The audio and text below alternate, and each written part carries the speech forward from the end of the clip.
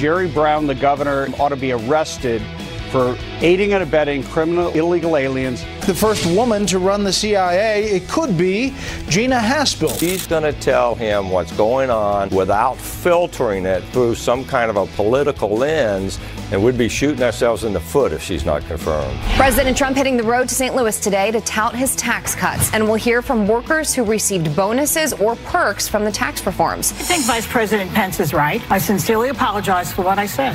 I would hope that the apology is genuine, but I'm happy that ABC made her do it, even if it was forced. A touching tribute by an Indiana boy saluting a fallen deputy's memorial. Malachi Franzak raising $7,000 for the officer's family just by selling lemonade and baked goods.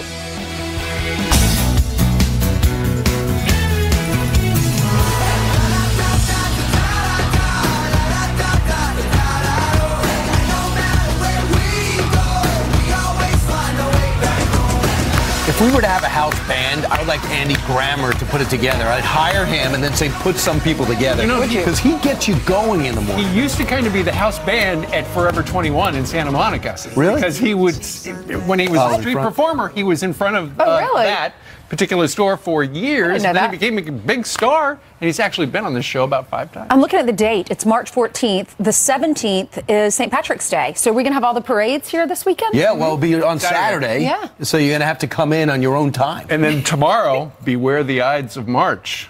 March 15th. Oh, yes, you're right. Look out. You're right. If you're Caesar, look out. Not going to be good. Yep. All right, let's get to this Fox News alert. It's going on in Pennsylvania, where the special congressional election is still too close to call. All right, they're calling it a razor-thin margin that's separating the two candidates right now, but one is already declaring victory, even though the AP hasn't.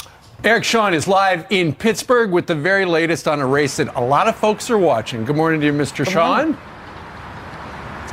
Good morning, Steve and guys. Well, it could take as long as 2 weeks for the official results here. You see, the canvassing boards, well, they don't meet until Friday. Then by law, they have another 5 days before they officially certify the results. But as of this morning, it is looking good, we're told, for Connor Lamb. Let's take a look at the map. More than 1,000 absentee ballots were being counted overnight, others still to go. But reports say in Washington County, which is basically evenly split between Democrats and Republicans, those reports say Lamb has taken 60% of the absentee ballot votes. The uncertainty this morning did not stop him just after midnight from claiming victory. Lamb, of course, 33 years old, former Marine, former federal prosecutor. He thanked the steel and coal unions that supported him last night. He said he wants to focus on Social Security, Medicare, and union pensions. He said, our issue is common ground. And although many of his issues do dovetail with President Trump's positions, he also said that our nation's contentious politics must end. It took a little longer than we thought, but we did it. I'll work on the problems our people face.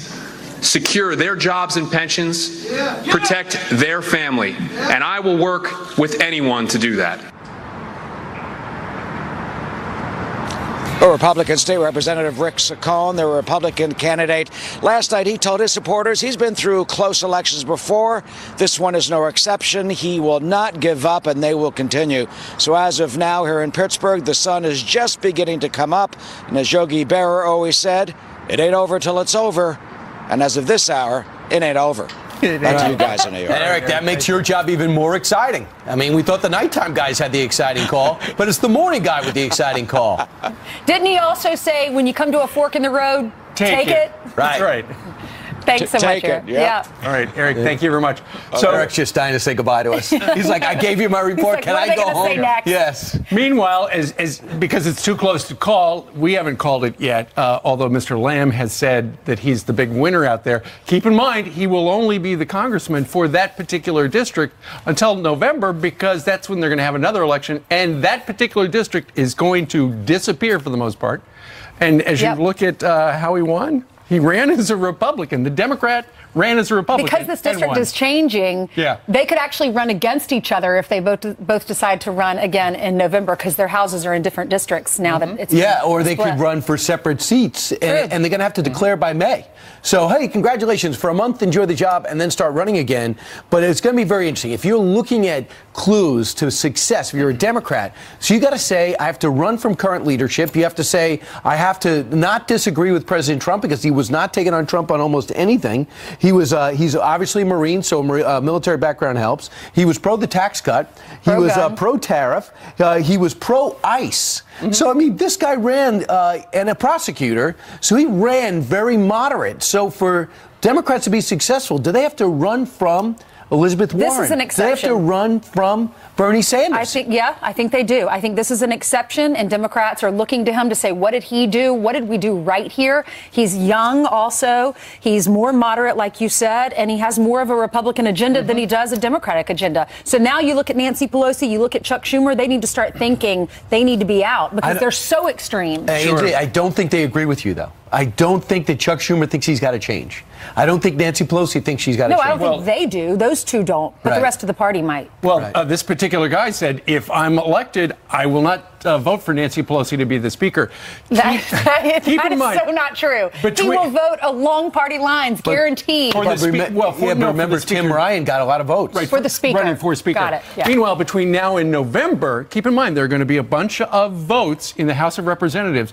Will this particular guy, if he is seated, will he vote with the president, or will he run from the positions he took to win the job? Stay tuned. Well, the president was there, and he spent a lot of time. Well, he visited twice, I think, and Joe Biden was there stumping for the Democrat. The president was also in California yesterday. He's going to be in St. Louis today, so he's all over the map. Yesterday, he was there in front of those 8 prototypes of the different walls, and they're 30 feet tall. Take a listen to what he had to say there on the border. The border wall is truly our first line of defense, and it's probably, if you think about it, our first and last, other than the great ICE agents and other people moving people out. We're looking very much at the wall with some see-through capability on the other side, and then solid concrete on top, or steel and concrete on top. But getting over the top is easy. These are like professional mountain climbers. They're incredible climbers. They can't climb some of these walls. Some of them they can. Those are the walls we're not using. We've determined what to do. This way, when we build, we're not like saying, oh, gee, I wish we did it a different way. But if you didn't have it, you would have a tremendous problem. And even the walls they have now, they're not holding out. They're not holding up. They did work in San Diego. They did work. So when this guy, Xavier Becerra, the attorney general there, says this is a medieval technology, could someone tell that to the people of San Diego who saw the illegal immigrants who are pouring over there curtailed? Can you say that to the Israelis and Palestinians, that they're using medieval technology? Well, it's a wall, and walls go back to the times of medieval times as well. He's right. So you agree that it is medieval technology that it should not be used today? It's a wall. Add a moat, and you pretty much have a castle. So you don't think it should be up? What? So you don't think the wall should be up? No, I think a wall would be great, but it's medieval technology. Sure, it's an old idea. It's a wall. But his point is, take it down. Bernie Sanders' same point. I'm saying you got to put it up because it works. My question for you is it beautiful? He keeps saying it's the big, beautiful wall. That's I'm right. expecting like wallpaper on the wall. And also, I want it lower to stop tunnels as well. Oh, lower down underneath the ground. Yeah, the technology. One of the things the president did say yesterday, keep in mind, how many prototypes did they make? They made 8. I think only 2 of them you could actually see through. Right. And the president yesterday said, you got to be able to see what's on the other side, which is new. So that eliminates 6 of them. But I'm wondering if those companies have come back and say, Mr. President, we'll make the bottom part see-through too. Well, because one of the requirements was it had to be solid concrete, and it's hard to do it with solid concrete and to be able to see through the concrete. That would be really thin. Meanwhile, the president also took a shot at Jerry Brown, the governor out there. Doesn't think he's doing a good job. I think Governor Brown's done a very poor job running California. They have the highest taxes in the United States. The place is totally out of control. You have sanctuary cities where you have criminals living in the sanctuary cities. And then the mayor of Oakland goes out and notifies when ICE is going in to pick them up. They're the best friend of the criminal. That's what exactly is happening. The criminals take refuge in these sanctuary cities. and it's very dangerous for our police and enforcement folks. I think a lot of people in California understand that. A lot of people from a lot of other places understand it, and they don't want sanctuary cities. These policies release dangerous criminal offenders to prey on innocent people and nullify the federal law. And this is really coming to a confrontation because right there, you know, it's Florida, it's California against the United States of America when it comes to sanctuary state. And a big move yesterday, I think it's noteworthy, that a federal court upheld its ban in Texas of sanctuary cities, and that is the U.S. Fifth Circuit Court of Appeals. So that Attorney General Sessions was very happy about this. Obviously, it bolsters his claim of last week that it is not allowed for the governor and the attorney general to declare that state a sanctuary state, and while still pushing back against ICE. Well, while the president was in attendance looking at the prototypes, there were a number of rallies from supporters. There were also a number of people who don't like President Trump, but Tim Donnelly does, and he says the protests were a dud, and he said this just about an hour ago on this program. The president was greeted with great fanfare, and the media tried to cover it up. They kept making a big deal about how it was his first visit, and he was coming to the state of resistance. He was going to meet all these massive protesters, and so far they were a real dud. His supporters outnumbered the protesters 3-1. See, it's always interesting to hear. He was actually there. He said the president's supporters outnumbered the protesters 3-1. You won't see that in the headlines. You won't. And that guy also said that he is calling for the arrest of Jerry Brown and also the Oakland mayor because they have obstructed justice. Right. Meanwhile, 11 minutes now after the hour, you don't watch The View, but one soundbite stood out is when Joy Behar came out and kind of mocked Mike Pence because he says he has a conversation with God or Jesus, and she mocked him and everyone cheered. Well, it turns out they got 45,000 calls into ABC, and Bob Iger, who runs the network, is getting a lot of blowback from his board about these comments and the lack of an apology. So the vice president sat down with Sean Hannity and said, yeah, Joy Behar called. It was nice of her, but I said, can you apologize to everyone? Yesterday, she did. Oh, I think Vice President Pence is right. I was raised to respect everyone's religious faith, and I fell short of that. I sincerely apologize for what I said. Well, she did not look comfortable doing that, but obviously a regretful view it was. We would like to hear what you had to say about it. Email us, friends@foxnews.com, or tweet us or Facebook. Did you think it was a little too late? She waited, a week to do it? But I am very glad that she did do it. And apparently she did it after Sean Hannity's interview ran with the vice president, where he said, you know, I said to her she should probably do it on the air. Next day, she did. All right. Meanwhile, 7:12 here in New York City. That's right. President Trump replacing Rex Tillerson as the Secretary of State. The left is freaking out about this, but our next guest says firing people is a good thing. You got to hear that take. And there's something funny about this dog's face. And the internet is on fire about it. Aww. Can you tell us what it is? Because I can't figure it out.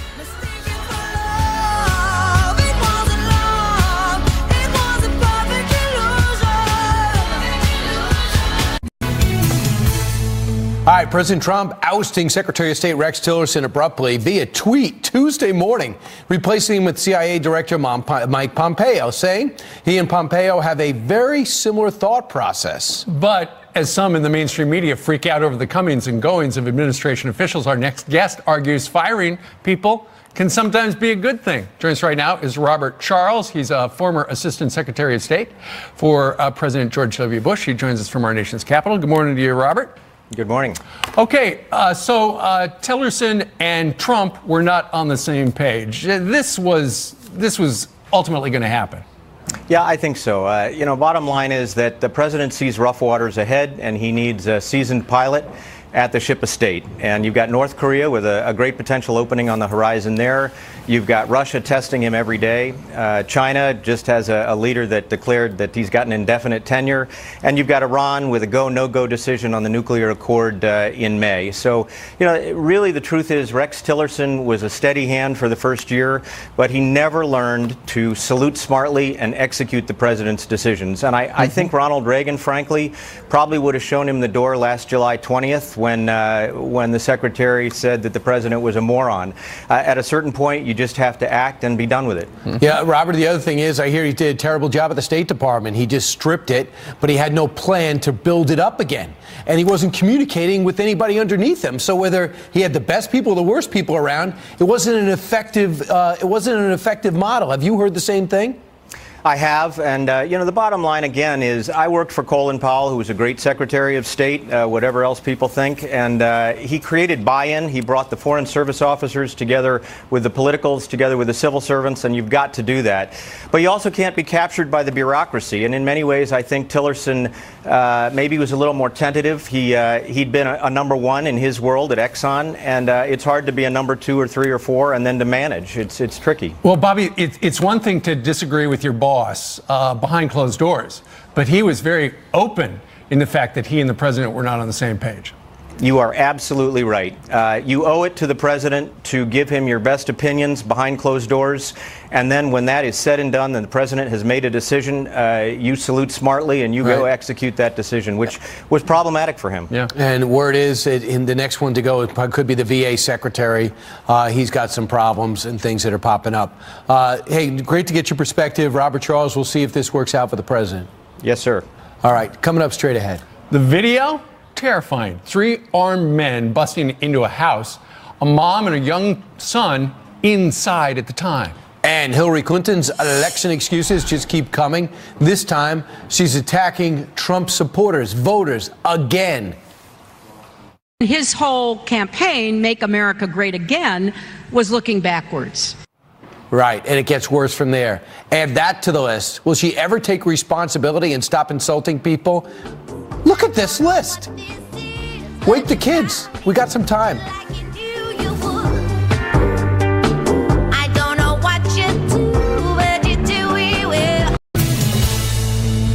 Good morning to you. Back with some quick headlines. Florida school shooter Nicholas Cruz will be back in court today to be formally arraigned as prosecutors announce they will seek the death penalty. But his attorneys claim he is willing to plead guilty in return for 34 consecutive life sentences. It has been 1 month since the shooting killed 17 people. Students across the country will walk out of class for 17 minutes today in honor of the victims and to push for stricter gun laws. And one of the world's groundbreaking voices in science, Stephen Hawking, has died.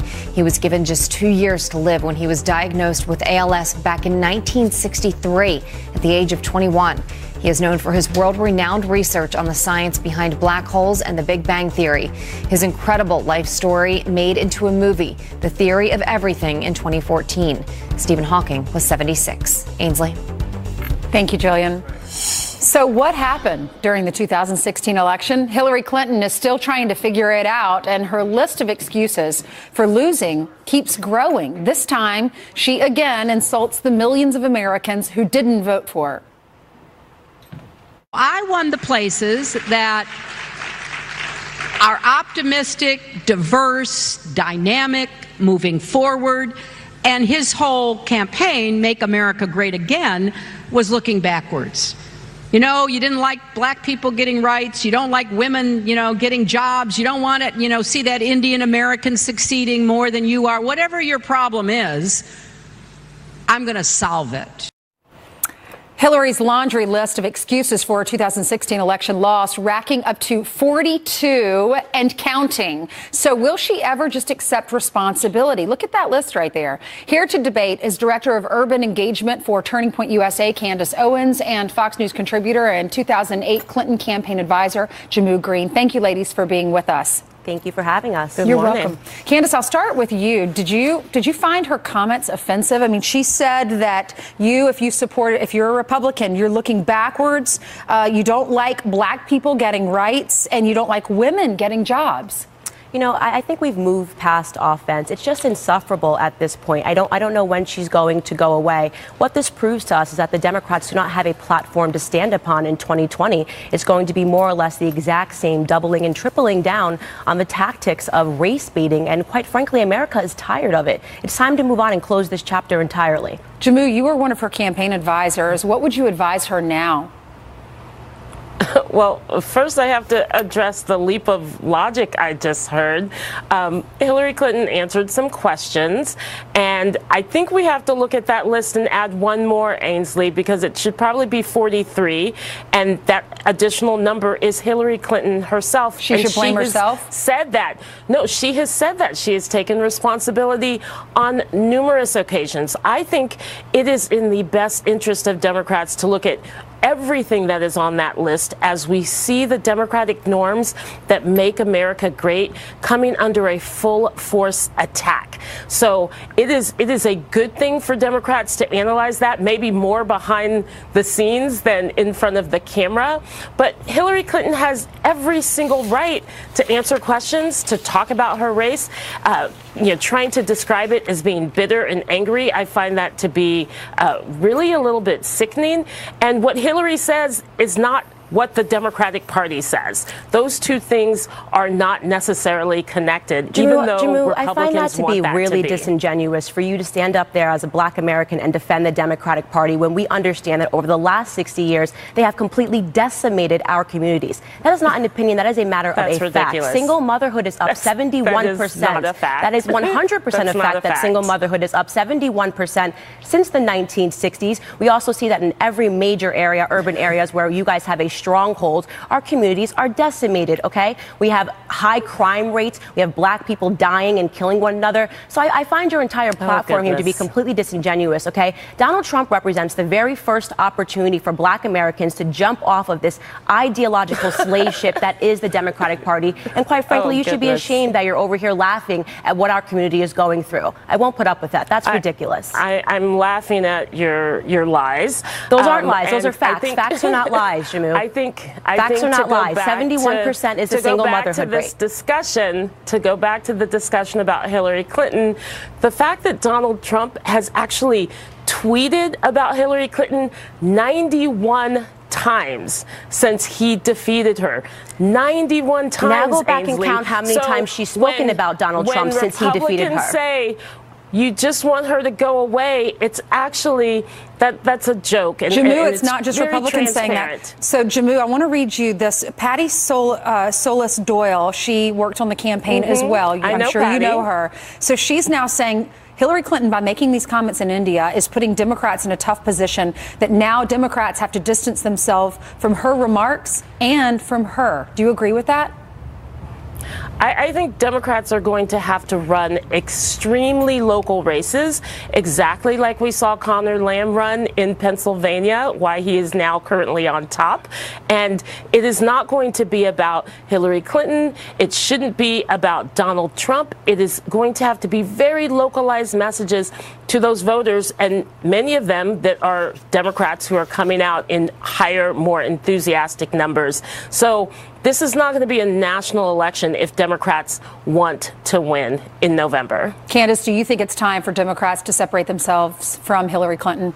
Absolutely they should, but they're not going to, because they have the exact same messaging as her, which is that they hate Trump. There is no other platform that they are standing on because none of their policies make sense. Ridiculous. And unfortunately, Jamu Green, you keep calling this ridiculous, but the only thing that is ridiculous is that people like you, like Al Sharpton, and like Jesse Jackson continue to sell out our community, which has been hurt over the years by Democratic policies. Absolutely 100%. It is time to move on from the Democratic narrative as black Americans entirely. All right, Jamu, I'll let you respond and then we're going to go. Well, I don't think it's appropriate to make personal attacks on your show, Ainsley. I think that the Democratic Party gets a large percentage of votes from the African-American community because, especially African-American women, I happen to be one, they're pretty politically savvy. So they're looking at who is the party that is going to best provide them health care? Who is the party that is going to make sure that when you've got white supremacists marching in the street, you're not sitting there saying that they're good people amongst them? Okay. Who is the party that has been there for them? All emotion, no logic here. Protect Social Security and Medicare. These are the things that drive those votes for the party. She has no message whatsoever here. Candace, Jamu, thanks so much for coming on with us. We'll have to have you on again.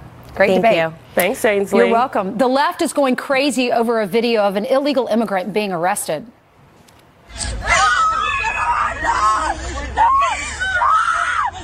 But do you know the whole story? Is she really as innocent as they're making her out to be? There's a lot more to this. Tucker Carlson calling out the liberal media on this, coming up next. And President Trump on the road again, touting his tax cuts. We are live at the White House where he's about to take off. The White House will tell us another chance to once again put the spotlight on the fact that the American people need and deserve jobs, and they're going to get them. We've passed the largest tax cuts and reform in American history. We've created more than 300,000 new jobs alone last month. Job reports was among the best numbers ever produced in the history of our country. All about jobs. Jobs there, jobs here. That's what the president's all about, guys. Back to you. Right. Let me ask something. Was that the blade down? Because you can't be mowing that fast, right? Because the blade goes like this. It's a vacuum. Oh, it's a vacuum? He's vacuuming up the leaves, and they sweep every day. Oh, wait a minute. It's a vacuum at the White House. Is that a Hoover? That's a good question. Yeah, good. I'm going to find out. All right. Thank you very much. Devin Cork, North Lawn, where it's spotless. Sounds like that guy was late. I mean, he was going 100 miles an hour. I can't believe Fox and Friends is on already. Where have I been? That's right. All right. Meanwhile, in the last 2 weeks, there's been a little bit of video that has gone viral. We're going to play it for you. It occurred about 10 days ago, where a mother, there she is right there, is being arrested and taken from her 3 screaming children and taken off by ICE. Well, people said, that is so heartless. What is going on there? That was the reaction to the viral video. Yeah, so Tucker, he pulled back the curtain on this, and he said, what's really going on? Let's find out the backstory here. Here is Tucker with Mark Kerkorian. He's the executive director of the Center for Immigration Studies, and they explain what really happened. Listen. It's a pretty upsetting video, and for that reason it's getting wide play on the left, but a key detail is being left out. The woman in that video, Perla Morales Luna, isn't simply some random illegal alien pulled off the street by those cowboys. She's suspected by the feds of organizing a human trafficking operation. I don't know if I've seen coverage as dishonest as this in a long time. I mean, this is the definition of propaganda. If you show that video and take out the context, it's a little bit like showing the man standing in front of the tank in Tiananmen Square without the tank.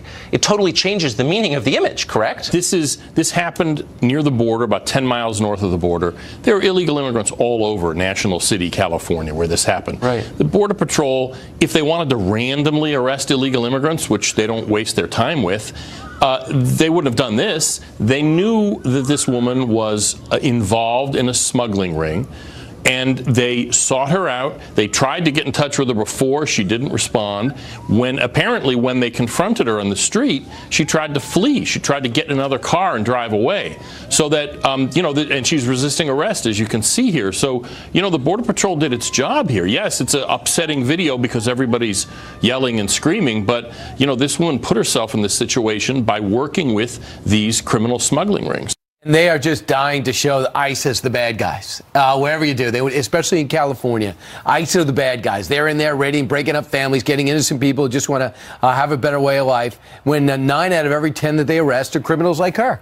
Well, keep in mind, that video is very honest. It is a woman, and she's being taken away from her children, but then again, she is an alleged criminal, illegal alien. Right. She is exactly the kind of person the president has made very clear that is who the ICE department is targeting. Right. If you want to stay in the country and you want to continue being a great mother to those 3 kids, probably shouldn't be involved in illegal trafficking of human beings, allegedly.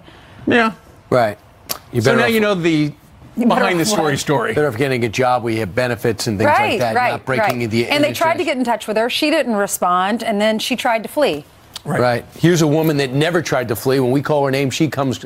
I try and I for business. I fail every time. Right. You never run from. I tried to flee from you in the hallway this morning. It didn't work. Right. Good morning to you guys, to you at home as well. Let's get you caught up on some of your news that we're following. Starting here, new claims a senior Obama State Department official was behind the FBI alliance with the Trump dossier. The book Russian Roulette claiming the official allowed an agent to meet with author Christopher Steele. That dossier becoming the basis for special counsel Robert Mueller's investigation into alleged Russian election interference. Terrifying surveillance video showing the moments a trio of armed burglars break into a house in Milwaukee while the family is inside. Just look at this video. A boy running upstairs to safety with his mom, with the invaders just seconds behind, swiping electronics off the counters. The criminals then took off, but not before the boy took down the description of their getaway car. So far, though, no arrests have been made. The internet is going crazy over this picture of a dog that looks like a human. Look at it. It's like a person. His name is Yogi, and he and his owner live in Pennsylvania. After a picture of him hit Reddit, people couldn't believe how human his face was. People even tweeting out celebrity comparisons. Like you can see Jake Gyllenhaal. Also others see Zach Galifianakis. Even Nick Offerman from Parks and Recreation. I don't know. I've never seen a dog that has such a human face. It's the eyes. He's got human eyes. Is that I'll tell you what, he's well groomed. It's everything. He's it's like well-groomed. the shape of the face. Yeah. It could be the fur, the grooming, right? Like, how do you cut a dog's hair like that without poking him in the eye? That Zach Galifianakis, however you say his name, it looks like funny, him. right? Yeah. Funny. And Right. he is so funny. In that picture we just showed, he has bangs, like long hair and bangs. Look at that. Maybe he's not happy about That's a great haircut. I love it. All right. Jillian, thank you very much for the update. Yeah. Thanks, All right. Jillian. All right, I'll take it from here. 18 minutes before the top of the hour. Louis Farrakhan is known for his hate-filled comments. Hitler was a very great man. The satanic Jews. Because you see, white people deserve to die. White folks are going down. So why is it okay for Democrats to cozy up to him? Question mark, exclamation point. Indiana Congressman Todd Rokita is trying to put it all in perspective and trying to put a stop to it. Plus, President Trump getting a firsthand look at all those prototypes for the border wall. One of the border agents who was there is going to join us live.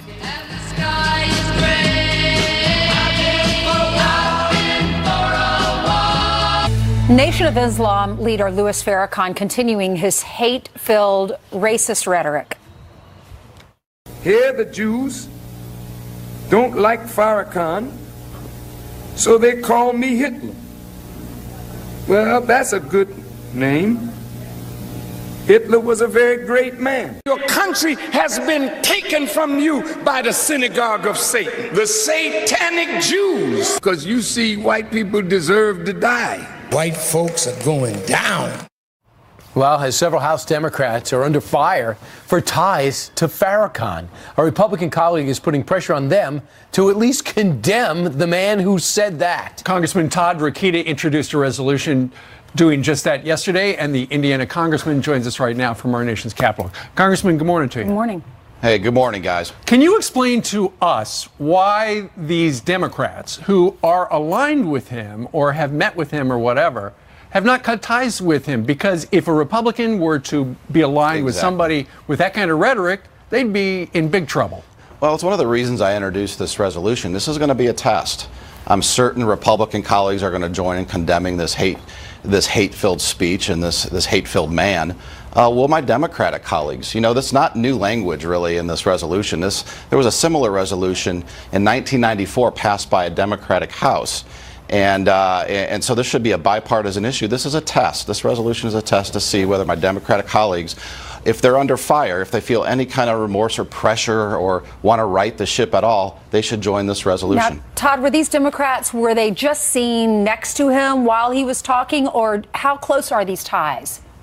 Well, some are, a lot of that. There's about 10 with ties, 8 have had meetings. Some have left the door open for repeated meetings, like my fellow Indiana Congressman Andre Carson.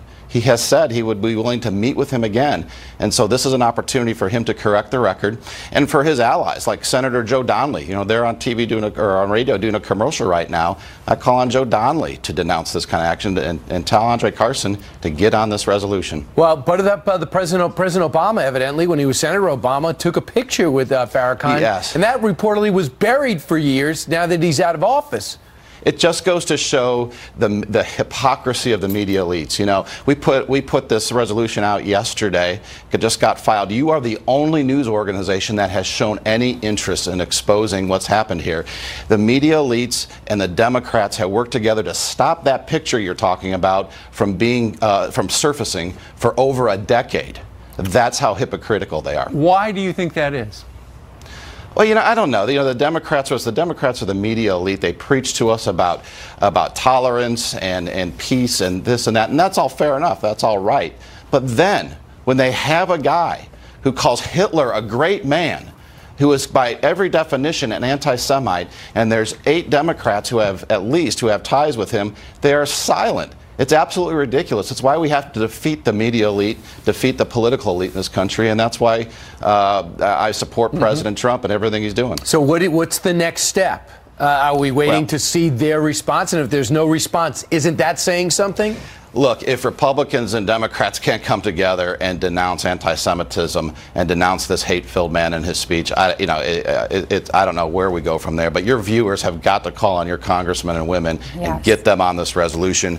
It's House Resolution 772. All right, very good. I'm not sure many people realized how hateful he really was. It's terrible. Listening to those comments, All right. gosh. Todd Rokita from Indiana. Sir, thank you very much. Thanks, Thank you. Let's see how many Democrats sign on. Yeah, let's see. We'll be waiting. Meanwhile, President Trump getting a first-hand look at the prototypes for his border wall. One of the border agents who was there joins us live. Plus, Senator Marco Rubio from Florida joining us as well. Busy Wednesday here on Fox and Friends.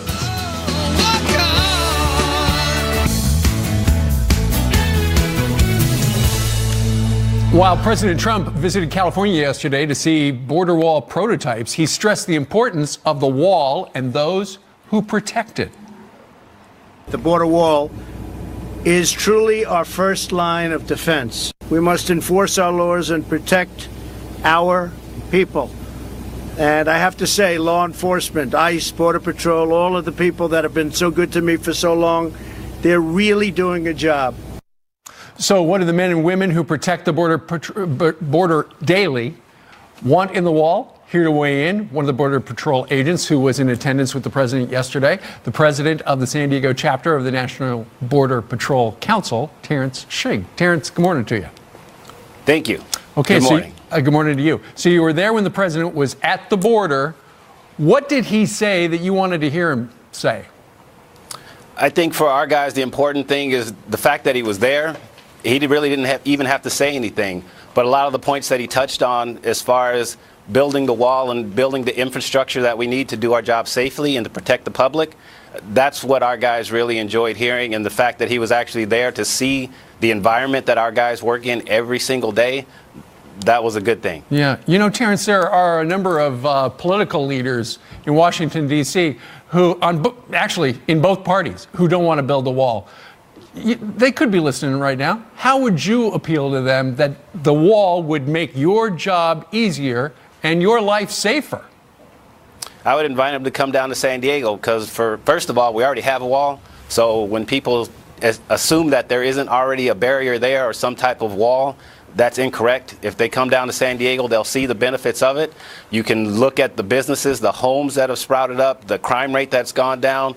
So it's easy to prove that walls work, that the barriers are efficient, and they make it easier for us to do our job in a safe manner. You know, when the state of California essentially adopted sanctuary state status, what does that say to people who are not in this country and are thinking, you know what? I should go to California because the coast is clear. Essentially, it's hanging a sign on the border that says we're open, isn't it? Absolutely. And it's a dangerous thing for the community. It's a dangerous thing for the law enforcement officers because that just gives the criminal element more of a reason to come to California and stay here because it's a safe zone. And that sanctuary status endangers your life, doesn't it? Absolutely. It makes it more difficult for us to do our job. It makes it more dangerous for us to do our job, and our job is already inherently dangerous. That we understand. But to have something like this that just makes it worse is difficult to swallow. Well, we sure appreciate your service to the nation. Terrence Shigg, thank you very much for joining us live today. Thank you. You bet. All right. It is now 3.5 minutes before the top of the hour on this Wednesday. You know that special election in Pennsylvania's 18th district, still too close to call. We're live on the ground in Pittsburgh with the very latest results. And have you ever wanted to do this to a coworker? What sparked that eye roll seen around the world? Epic!